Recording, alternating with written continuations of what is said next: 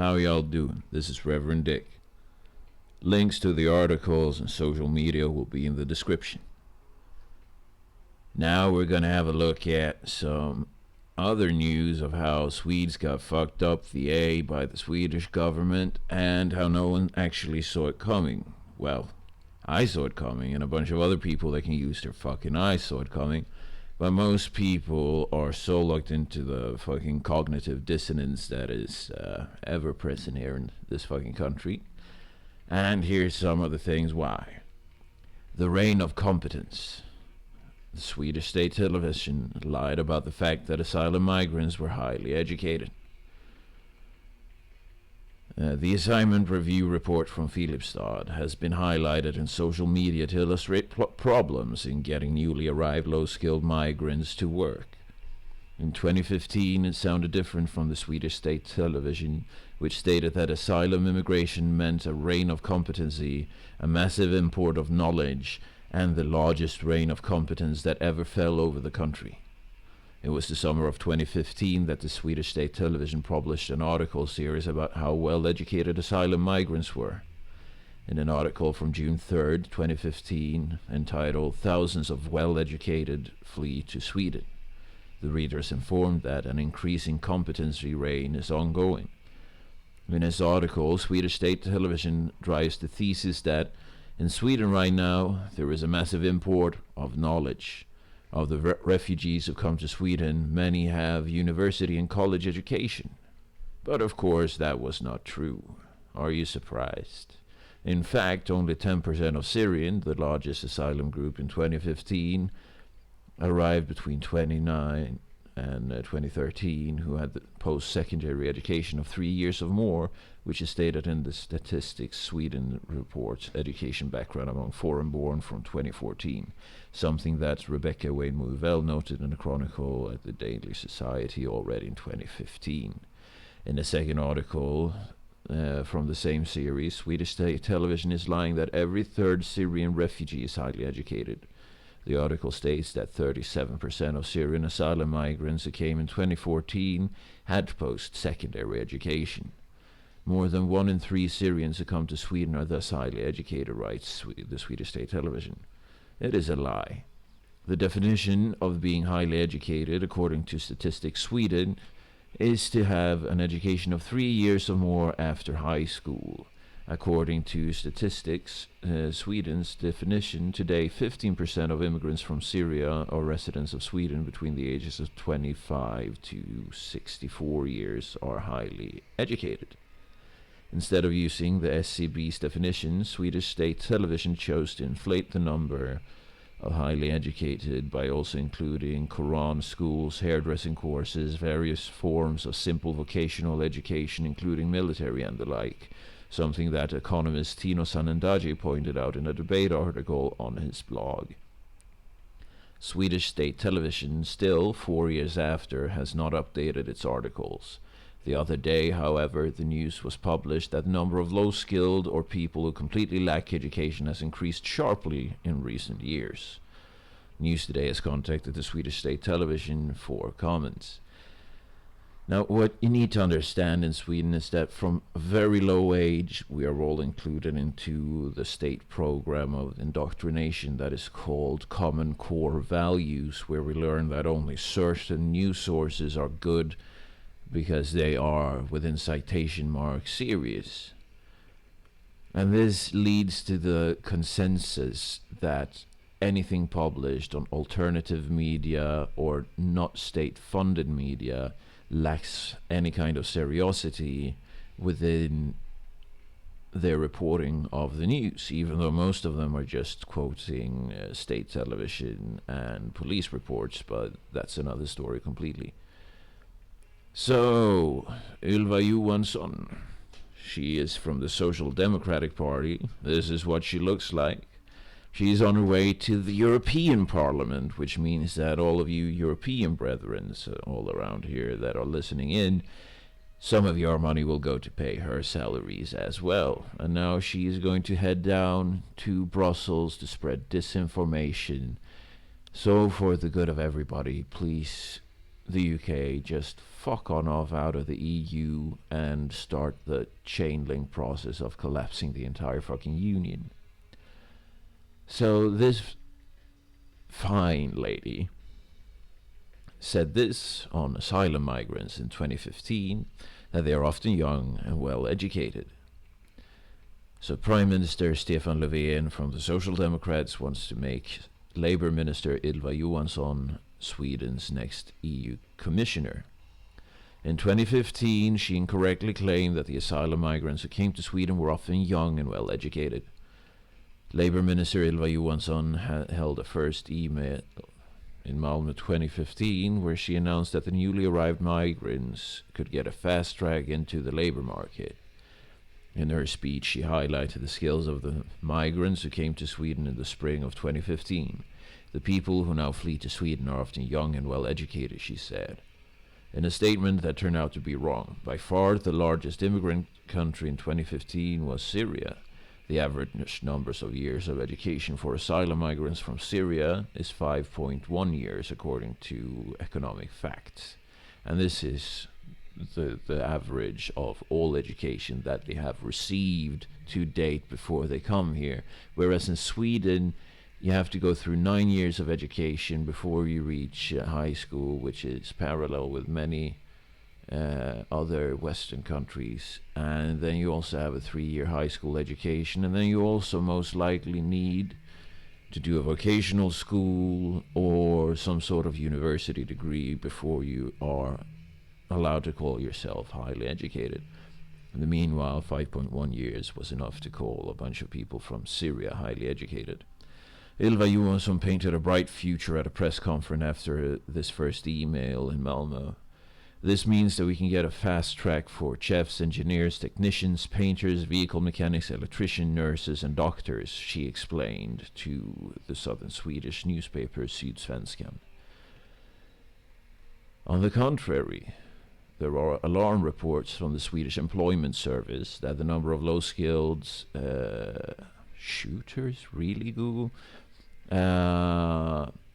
Of low-skilled people that are applying for work has skyrocketed, that it has increased by 61% in 2 years. The county's administrative board in Stockholm seeks statistics at educational levels and how many are illiterate. Statistics already available to the migration board, but that during Ylva Johansson's time as Labour Minister since 2014 has not been made available to the public. On August 8th, Ylva Johansson was nominated to EU Commissioner by Stefan Löfven's government. This means that she becomes a commissioner, but the area of responsibility she is given is still unclear. Ylva Johansson was congratulated, among others, by the Swedish Television 4, Marcus Oskarsson, who wrote congratulations to Ylva. The Left Party, the Christian Democrats, the Centre Party, and the Liberals all expressed themselves in positive terms in connection with the nomination of Johansson. Moderate leader Ulf Kristersson was more skeptical because of Johansson's craze for a common European social policy. It would be bad for both the EU and Sweden, Kristersson wrote in a comment to the Swedish state television. As a Labour Minister, Ylva Johansson has been responsible for achieving the Social Democrats' goal of the European Union's lowest unemployment rate by 2020. She has failed to do so. The promise was given by Stefan Löfven in 2013 that at the Social Democrats' Party Congress. In an interview with Aftonbladet, Löfven explained that the comparable countries such as the Netherlands, Denmark, Austria and Finland have lower unemployment than Sweden, but that would change. We should be the best. But there is learning from these countries, even if we are to use the Swedish model, Löfven said. Löfven also said that unemployment would halve from 8.2% to below 4.8%, which was the lowest in Europe at that time. Today, Sweden has 6.7% unemployment registered as unemployed at the Employment Service. And this does not even include the people who are still receiving language tutoring or anything like that. Levin also said that unemployment, I've read that. Ylva Johansson also ended up in windy weather in 2017 when, in an interview with the BBC, she spread misconceptions that the number of women exposed to sex crime goes down and goes down and goes down. So this is all part of the circus that creates the mindset that most Swedes are living in, that we are still the least corrupted country in the world, that we are still the best country in the world on a bunch of different fucking fields, but in actuality it's all just a bunch of lies orchestrated by state television, state media, and private media receiving state money, who has owner interests in driving certain narratives, just as there is in other countries. So the average Swede who doesn't read alternative media to the extent that they should are constantly being bombarded with misinformation that makes them think that the shit that is going on in Sweden is somehow positive for our development. But here we go. More low-skilled people in Sweden, but the number of illiterates is unknown. Well, if you look at who is coming, it's usually people from Somalia and the likes at the Horn of Africa. But that's also another story. The number of low-skilled people in Sweden has almost doubled in the last 2 years, according to statistics from the Employment Service. But how many of the low-educated are illiterate is unknown. This is because the information that the Migration Board collects and the reading and writing skills of asylum seekers are not disclosed to other authorities for privacy reasons. In 2017, the number of people with low or no education in Sweden was 9,700. Today, the number is 15,700, which means an increase of 61%. Many of the low-skilled people may also be illiterate, but no one knows how many illiterates there are, as there is no proper statistics in the field. We keep track of those who are registered with us. Then there may be people who are not enrolled with us, and they do not have us checked, says Emil Johansson, unit manager at the Employment Services to the Swedish State Television Department in Stockholm. The Migration Board for statistics on the age, sex, and geographical location of asylum seekers, information that the authority shares with county administrative boards. The Swedish Migration Board also asks questions to asylum seekers about reading and writing skills, but this information is not shared with other authorities. This is because data on reading and writing skills can be a violation of privacy. And of course it freezes. For 2 years we made legal assessments where we investigated what information we need to pass to the county administrative boards according to the regulation that governs us. And for some reason we cannot disclose certain information. Jack Mary, acting local regional manager for the Stockholm Migration Board, told the Swedish State Television. According to Mary, the political decision is needed for that regulation to be amended. Now the County Administrative Board in Stockholm wants to see better mapping of illiterate and asylum seekers' educational level. According to Labour Minister Ylva Johansson from the Social Democrats, the efforts for illiterates will be reviewed in connection with a comprehensive investigation into the refugee reception. And this will be about the 999th fucking investigation into any matter that will lead to absolutely nothing because our politicians are completely just out of it. They don't know what to do because there is no proper solution to the matter while still keeping all of these people in Sweden. And that's another story as well. We just had a large reception investigation that is now being prepared by the government offices, and I see that this issue may be relevant in that preparation, says Johansson to SVT. We still have a problem that we do not meet each person sufficiently individually based on the conditions one has. I mean, all of this is just gibberish. We don't have the work market needed to bring these people into the Swedish society because the Swedish society has changed, I think it is 4 times after the Industrial Revolution. First we were feudal and we had the Industrial Revolution. Then we had a bunch of other revolutions that brought us into what was called the Information Age. And now we have had another revolution, so now we are in an age of services here in Sweden, I think. And services can be anything from buying bills from people, credits from people, and basically creating a black hole for people where they need to pay 7 times the value of their house just to be able to live in said house, and so forth. And this is all down to just bureaucratic nonsense in Sweden. And of course, a huge difference with a person may be illiterate and compared to a person who has college education with them, and they should be met more differently by the establishment, Johansson continues. Now, in Sweden we have certain official statistics firms, and I just figured this is the general unemployment per year from 2001 in Sweden until 2018.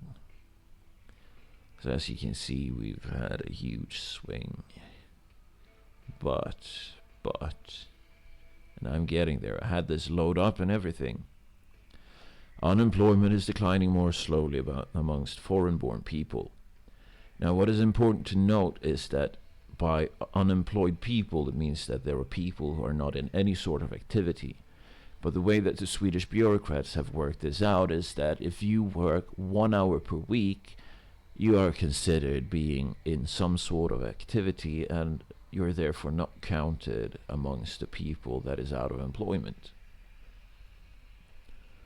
And in a comparison between citizens born within Sweden, you can see a steady decline in unemployment, whereas people born outside of Sweden from 2005 is basically it spiked in 2010, and it's been keeping around that level ever since. But these are just the percentage of the migrants, of foreign-born people,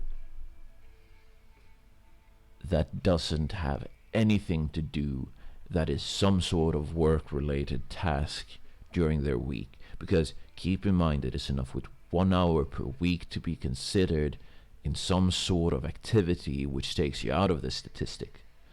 Which means that after about 8 years in Sweden, in actuality, just I think that you have 10% that it reaches some sort of gainful employment where they pay taxes and become an asset to the Swedish society. And with that in mind, I will leave you. As always, the articles will be available in the description below, where you will also find links to my social media pages, which I barely use because there is no one contacting me on them yet, so please feel free to do so. Now, if you like this video and if you like my material, please consider to leave a like, subscribe, and share the video. And until next time, have a good one.